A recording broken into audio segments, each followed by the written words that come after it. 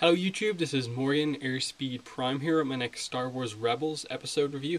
This one's going to be for Season 1 Episode 11, Vision of Hope. And yeah, this was an episode.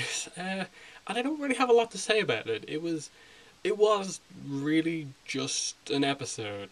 Ezra had a vision about Senator Gall Travis, and the question was they dealt with, what they dealt with throughout the whole episode was basically, should you just believe the vision, or should you be more kind of questioning of it? And it was very obvious, I think, from the get-go, just based on the previous episode that involved the Gall Travis kind of hint as to something happening, and it turned out to be wrong, that he was probably going to turn out to be a traitor working for the Empire, which was the case.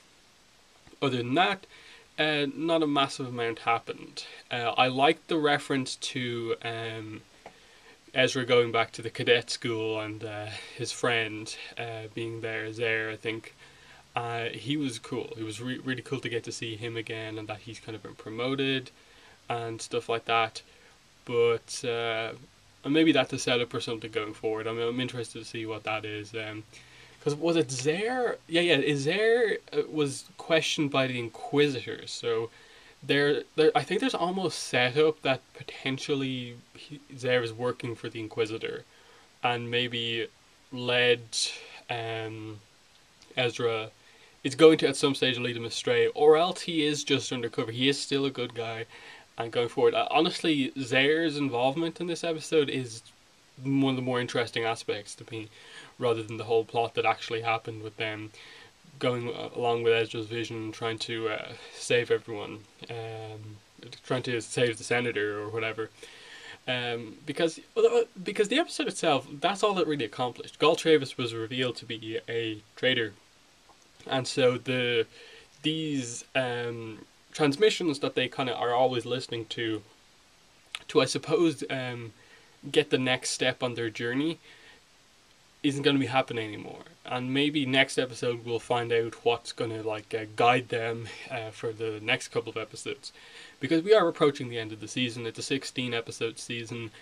Everyone, I think, is confused as to what exact number episode we're on, because apparently Spark of Rebellion isn't really considered episode 1, but some people are considering it 1, so by my account, there's either 5 or 6 episodes left in the season, maybe 4, but I'm not really sure. So I would think they have to build to some sort of big confrontation, something big has to happen, and maybe season 2 will be more plot focused. Because right now, the one problem, as I said in the last review, is that we don't really know what exactly the plot is of the series. Like, what is the end goal? Like, at least with Star Wars The Clone Wars, we knew that the series would come to an end in or around the time Revenge of the Sith started. And maybe that show was cancelled just before they were about to get there, but they were really quickly approaching it. But with this one, unless they decide they're going to do time skips and get to this sort of time period where Luke is kind of active as a Jedi, I'm not really sure what's going to happen, because these characters, none of which we've kind of really heard about before, apart from Bail Organa in the background. So the thing that would be obvious for me, what they're building towards, is the formation of the actual kind of military force, the Rebel Alliance, that allows Luke and Han and Leia and stuff like that to actually influence the course of history with actually taking down the Empire. So I would assume that this group of people here are going to be really responsible and heavily influenced about how that actually comes about, because the rebels all believe in the Force. They're all about the Force. Yet, until Luke joins, they don't really have a Jedi on their kind of team, so to speak. So it kind of makes sense that Kanan, Ezra, Hera, who all kind of believe in the Force, and 2 of them are Jedi, believe so heavily in it that that would be a big influence for them starting a kind of full-on organization, the Rebel Alliance. So I like that, if that is what indeed they're going for, which seems to be the only way they're doing it, because right now the show's called Star Wars Rebels. They're acting like rebels, but apart from a few little things like Bail Organa being involved, Lando, his introduction, we're not really sure how exactly things are going to progress from just we'll do these little things on our own as the only remaining rebels left to we're going to get everyone involved and so on. And I think a key to the series being more important is revealing something about Hera. Tell us if she is that guy from the Clone Wars' daughter or niece or whatever they're going for with that. Because her name's Hera Syndulla, and then there was the guy from the Clone Wars. One of the first two seasons finales, he had the episodes with Mace Windu when he was the leader of a kind of rebel force there, and the Jedi helped them against the Separatists.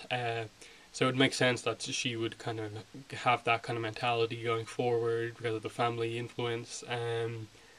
But you know, I think that's a key point. Like, just tell us more about Hera's past to explain why she is effectively the leader of this group and why it's important going forward that she's the one kind of influencing everyone in regards to rebel stuff, because she ultimately in the New Dawn is the one who convinces Kanan to join her, because he eventually kind of snaps out of the way he is in that book and joins the rebel and kind of becomes a Jedi again because of her influence. So exploring Hera, the history of this group before the start of this series, I think is important going forward, and definitely introducing aspects explaining an end goal to the series.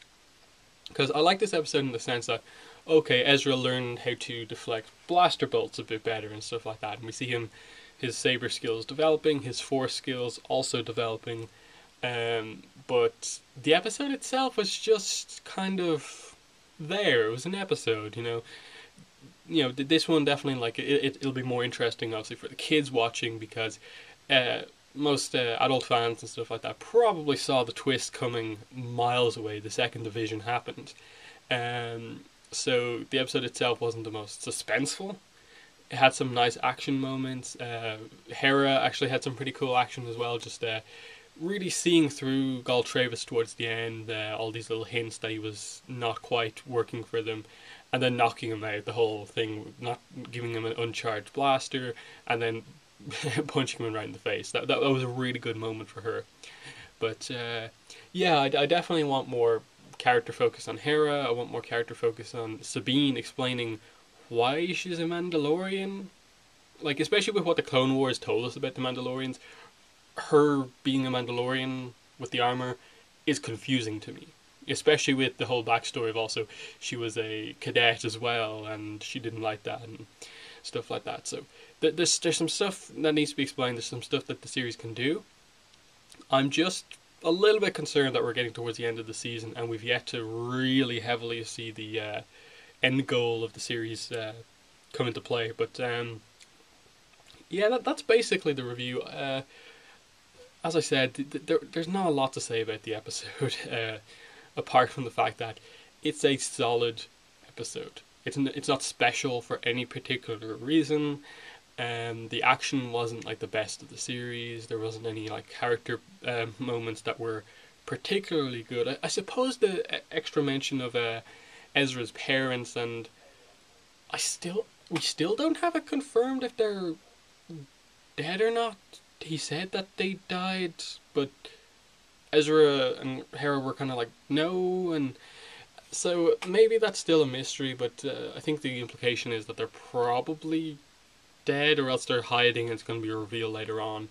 But I like that Gul Travis, at the very least, even though he's a traitor, seemed to know them, and that they were basically some of the first rebels against the Empire. They were some of the only people on Lothal speaking out with their transmissions, and that's important to people. So I kind of like that they're giving a connection between, like, Ezra, just because of his family connections, was kind of like one of the original rebels, and now he's joining up with people who are actually trying to create a full-on rebel alliance.